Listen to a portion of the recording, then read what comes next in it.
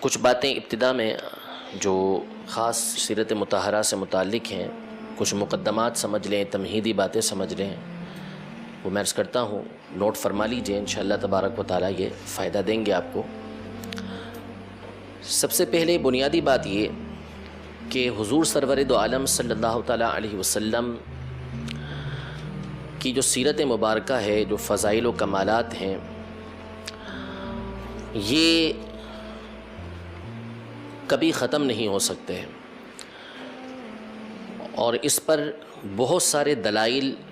یہ قرآن و حدیث سے بھی موجود ہیں اور مشاہدے کے بھی موجود ہیں۔ یعنی بندہ مشاہدہ کرتا ہے، غور و فکر کرتا ہے، تو اس ضمن میں بھی اس کے سامنے یہ باتیں واضح ہوتی ہیں کہ نبی کریم صلی اللہ تعالیٰ علیہ وسلم کی جو ذات اقدس ہے، اس کے جو کمالات ہیں، اللہ تبارک و تعالیٰ نے جو مقامات نبی کریم صلی اللہ تعالیٰ علیہ وسلم کو عطا فرمائے ہیں، اس کی کوئی انتہا نہیں ہے۔ اس کی انتہا کیا ہے، اس کا آخر کیا ہے، یہ صرف اللہ تبارک و تعالیٰ جانتا ہے، اور اس کے بتائے سے اس کے حبیب صلی اللہ تعالیٰ علیہ وسلم جانتے ہیں۔ علماء نے یہاں تک ارشاد فرمایا کہ سرور دو عالم صلی اللہ تعالیٰ علیہ وسلم کے مقام و مرتبے جو ہیں، یہ نہ روز قیامت رکیں گے، اس میں اضافہ ہوتا رہے گا، بلکہ جنت میں داخل ہونے کے بعد بھی حضور علیہ السلام کے مقامات کے اندر، درجات کے اندر، رتبے کے اندر جو ہے وہ اضافہ ہوتا ہی رہے گا۔ قرآن پاک میں کئی مقامات پر اس کی وضاحت موجود ہے۔ سورۃ الکہف کے آخر میں اللہ تبارک و تعالیٰ نے ارشاد فرمایا کہ اے محبوب آپ فرمائیے کہ اگر سمندر سارے میرے رب کے کلمات کو لکھنے کے لیے سمندر سارے کے سارے سیاہی بن جائیں، تو یہ سارے کے سارے سمندر ختم ہو جائیں گے، میرے رب کے کلمات ختم نہیں ہوں گے،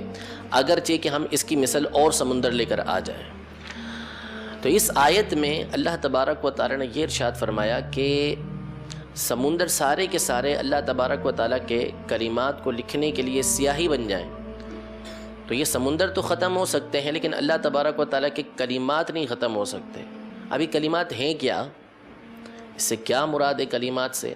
تو شیخ محقق شیخ عبدالحق محدث دہلوی رحمۃ اللہ تعالیٰ علیہ نے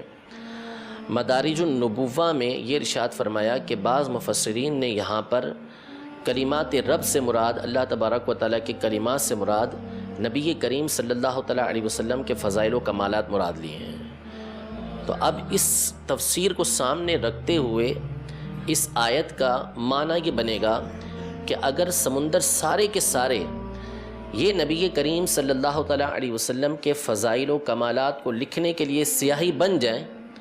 تو یہ لکھتے رہیں گے، لکھتے رہیں گے، لکھتے رہیں گے، سمندر ختم ہو جائیں گے، لیکن نبی کریم صلی اللہ علیہ وسلم کے فضائل و کمالات کبھی ختم نہیں ہو سکیں گے۔ دوسری آیت مبارکہ جو مشہور آیت ہے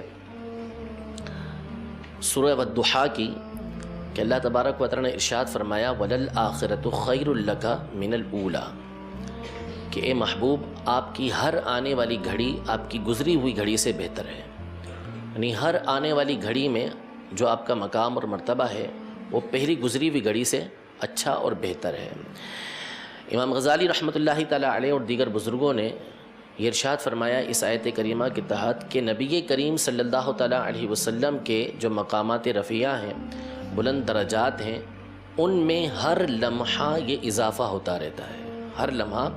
اضافہ ہوتا رہتا ہے۔ یعنی یہ اس آیت کے ضمن کے اندر ارشاد فرمایا کہ جو پہلی والی گھڑی سے آنے والی گھڑی بہتر ہے، وہ کس طرح ہے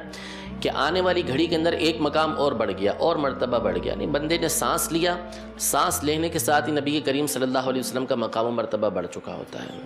تو چونکہ اللہ تبارک و تعالیٰ کی بارگاہ میں مقامات کی کوئی حد نہیں ہے، جس طرح وہ لامحدود ہے، تو اس کے جو مقامات ہیں، اس کی بارگاہ میں جو حاصل کرنے کے مقامات ہوتے ہیں، اس کی بھی کوئی حد نہیں ہے۔ تو اس لیے نبی کریم صلی اللہ تعالیٰ علیہ وسلم کا مقام و مرتبہ جہاں ابھی سب سے زیادہ ہے، تو وہ بڑھتا ہی رہتا ہے، بڑھتا ہی رہتا ہے۔ لہذا بندہ ایک فضیلت بیان کرے گا اور ابھی وہ فضیلت بیان کر کے فارغ نہیں ہوا ہوگا کہ اللہ تبارک و تعالیٰ مزید فضیلت نبی کریم صلی اللہ تعالیٰ علیہ وسلم کو عطا فرما چکا ہوگا۔ تو یوں حضور علیہ السلام کے جو فضائل ہیں، آپ کے جو کمالات ہیں، آپ کے جو مرتبے ہیں، ان کو بالکلیہ مکمل طور پہ بیان کرنا کسی انسان کے بس میں ہے ہی نہیں، کہ وہ بیان کر ہی نہیں سکتا مکمل طور پر۔ یہ ایک وجہ ہے حضور علیہ الصلوۃ والسلام کی سیرت طیبہ کے انسانی اعتبار سے غیر منتہی ہونے کے، لامتناہی ہونے کے، اس وجہ سے کہ آپ کے مقام و مرتبے بڑھتے ہی رہتے